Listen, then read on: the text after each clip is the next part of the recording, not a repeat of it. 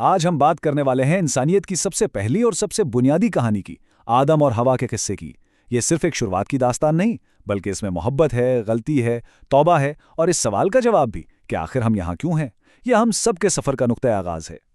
ذرا تصور کیجئے، ایک ایسی کائنات جہاں ابھی انسان کا کوئی وجود نہیں ہے۔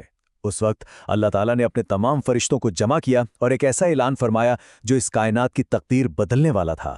فرمایا، میں زمین پر اپنا ایک خلیفہ یعنی اپنا ایک نمائندہ بنانے والا ہوں۔ اور بس یہیں سے کہانی کا پہلا باب شروع ہوتا ہے، پہلے انسان کی تخلیق کا منصوبہ اور اس کی مادی تشکیل۔ یہ سن کر فرشتے حیران رہ گئے۔ انہوں نے بہت ادب سے عرض کیا، اے ہمارے رب، کیا آپ ایک ایسی مخلوق بنائیں گے جو زمین پر جا کر فساد کرے گی اور خون بہائے گی؟ اس پر اللہ نے فرمایا، جو میں جانتا ہوں وہ تم نہیں جانتے۔ یہ ایک بہت اہم نقطہ ہے۔ یہ فرشتوں سے کوئی مشورہ نہیں تھا، بلکہ ایک الہی فیصلے کا اعلان تھا۔ تو اللہ نے 4 عظیم فرشتوں کو، جبرائیل، میکائیل، اسرافیل اور اسرائیل علیہم السلام کو زمین سے مٹی لانے کا حکم دیا۔ پہلے 3 فرشتے زمین کی فریاد سن کر واپس آ گئے، انہیں زمین پر رحم آ گیا۔ لیکن حضرت اسرائیل علیہ السلام نے اپنے رب کے حکم کو سب سے اوپر رکھا۔ ان کی اس غیر متزلزل اطاعت سے اللہ اتنا خوش ہوا کہ انہیں ایک بہت ہی بڑی ذمہ داری سونپ دی گئی، انسانوں کی روح قبض کرنے کی۔ اس مٹی کو موسموں کے حوالے کر دیا گیا اور پھر اللہ کی قدرت سے حضرت آدم علیہ السلام کا جسم تیار ہوا۔ فرشتوں نے اس بے جان جسم کو جنت میں رکھ دیا، جہاں یہ ایک طویل عرصے تک روح پھونکے جانے کا انتظار کرتا رہا۔ اور اب آتا ہے کہانی کا وہ فیصلہ کن موڑ، جہاں محض مٹی کا ایک جسم شعور حاصل کرتا ہے۔ یہ وفاداری اور نافرمانی کا پہلا اور سب سے بڑا امتحان تھا، جس کے اثرات آج تک ہماری دنیا میں گونج رہے ہیں۔ جب روح نے حضرت آدم علیہ السلام کے جسم میں داخل ہونا شروع کیا تو ان کے پورے وجود میں زندگی کی لہر دوڑ گئی۔ آنکھیں کھلیں اور ان کی زبان سے جو پہلا لفظ نکلا وہ تھا الحمدللہ۔ یہ فطری شکر گزاری سن کر اللہ رب العالمین بہت خوش ہوئے۔ حضرت آدم علیہ السلام کو ایک عظیم الشان تخت پر بٹھا کر عزت دی گئی، اور پھر وہاں موجود تمام فرشتوں کو ایک سادہ سا لیکن بہت گہرا حکم دیا گیا۔ ایک ایسا حکم جو کائنات میں وفاداری اور بغاوت کے بیچ ایک لکیر کھینچنے والا تھا۔ یہ سجدہ عبادت کا نہیں تھا، بلکہ اللہ کے حکم کی تعمیل اور اس نئی مخلوق کے احترام کی علامت تھا۔ اللہ کے حکم کے ساتھ ہی کروڑوں فرشتے فوراً سجدے میں گر پڑے۔ لیکن ایک ہستی تھی جو کھڑی رہی، وہ تھا عزازیل، جو کبھی فرشتوں کا سردار اور سب سے بڑا عالم سمجھا جاتا تھا۔ اس نے تکبر سے کہا، میں اس سے بہتر ہوں، آپ نے مجھے آگ سے بنایا ہے اور اس سے مٹی سے۔ اس کی دلیل یہ تھی کہ آگ اوپر اٹھتی ہے اور مٹی نیچے رہتی ہے۔ یہی غرور اور تکبر اس کے ہمیشہ کے زوال کا سبب بن گیا۔ صرف ایک نافرمانی اور عزازیل کو ہمیشہ کے لیے لعنتی قرار دے کر جنت سے نکال دیا گیا۔ اب وہ ابلیس یعنی مایوس یا شیطان بن چکا تھا، لیکن اس نے ہار نہیں مانی۔ اس نے قیامت تک انسانوں کو بہکانے کی مہلت مانگ لی، اور اسے یہ مہلت دے دی گئی، جس سے انسان اور شیطان کے درمیان ازلی کشمکش کا آغاز ہو گیا۔ شیطان کی بغاوت کے بعد جنت میں حضرت آدم علیہ السلام اکیلے تھے۔ اتنی وسیع اور خوبصورت جگہ ہونے کے باوجود وہاں ایک خالی پن تھا۔ تو اب کہانی کا رخ ہمدردی اور شراکت داری کی طرف موڑتا ہے۔ جنت کی تمام نعمتوں کے باوجود آدم علیہ السلام ایک ساتھی کی کمی محسوس کرتے تھے، تو اللہ نے ان کی اس تنہائی کو دور کرنے کا فیصلہ کیا۔ جب وہ گہری نیند میں تھے تو ان کی بائیں پسلی سے ایک نئی مخلوق کو بنایا گیا۔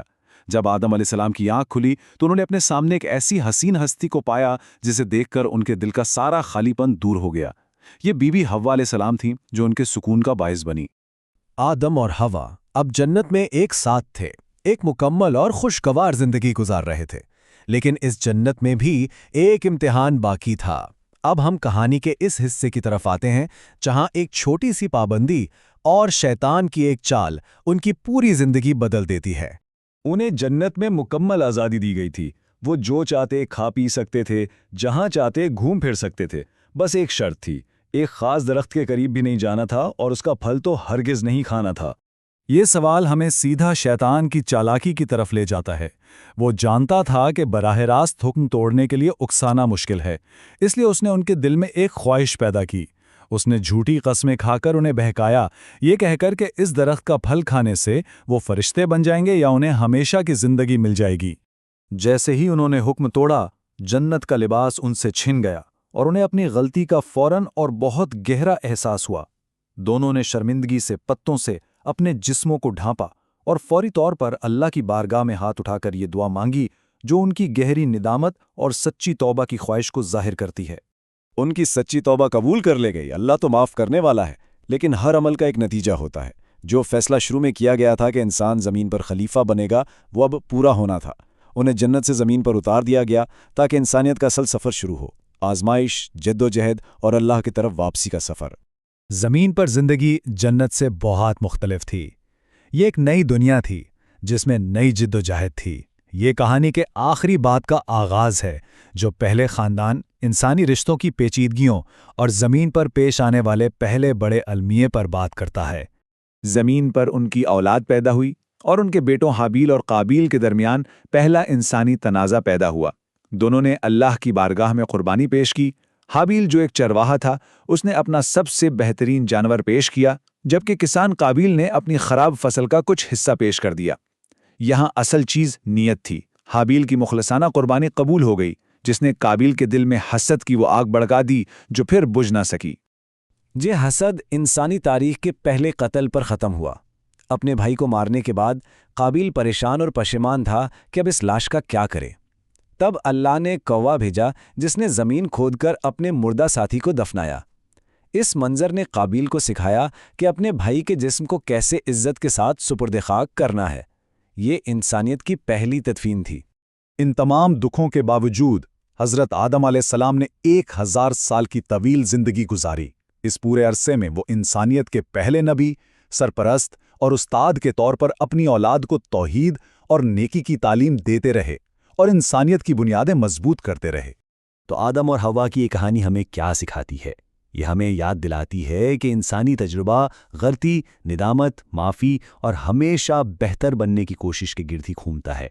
ये एक ऐसी बुनियाद है जिस पर हम सब आज भी खड़े हैं, मुसलसल आजमाइश और अल्लाह की रहमत की उम्मीद के दरमियान।